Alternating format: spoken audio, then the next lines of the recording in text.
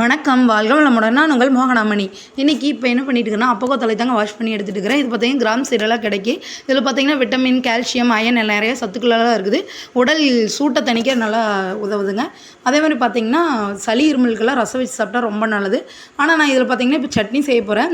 எண்ணெய் ஊற்றி அந்த எண்ணெய் நல்லா சூடானதுக்கப்புறம் ஒரு 2 ஸ்பூன் கடலப்பருப்பு, 2 ஸ்பூன் உளுந்தம்பருப்பு போட்டு அது நல்லா ப்ரௌனிஷாக கலர் சேஞ்ச் ஆனோடனே ஒரு 3 வரமிளகாய் சேர்த்திக்கிறேன். அதை நல்லா ஹீட் பண்ணிவிட்டு அதுக்கப்புறம் பார்த்திங்கன்னா ஒரு 3 பூண்டு சேர்த்திக்கலாம். 3 பூண்டு சேர்ந்து அது நல்லா வதங்கட்டுங்க. சின்ன வெங்காயம் சேர்த்திக்கலாங்க. இதுக்கு சின்ன வெங்காயம் ஒரு 20-25 வெங்காயம் எடுத்துக்கோங்க.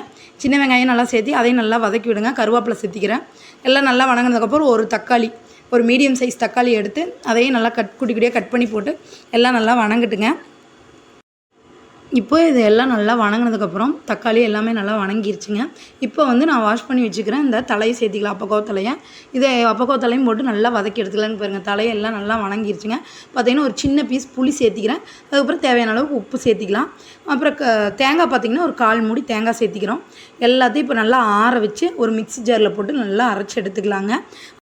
ஆரோக்கியமான அப்பக்கோத்தல் சட்னி ரெடிங்க. இது மறக்காமல் உங்கள் வீட்டில் ட்ரை பண்ணி பாருங்கள். குழந்தைகளுக்கெல்லாம் கொடுத்தா உடம்புக்கு ரொம்ப நல்லதுங்க. இந்த வீடியோ உங்களுக்கு பிடிச்சிருந்தா லைக் பண்ணுங்கள், ஷேர் பண்ணுங்கள். மறக்காமல் எங்கள் சேனலை சப்ஸ்கிரைப் பண்ணிடுங்க. பாய்.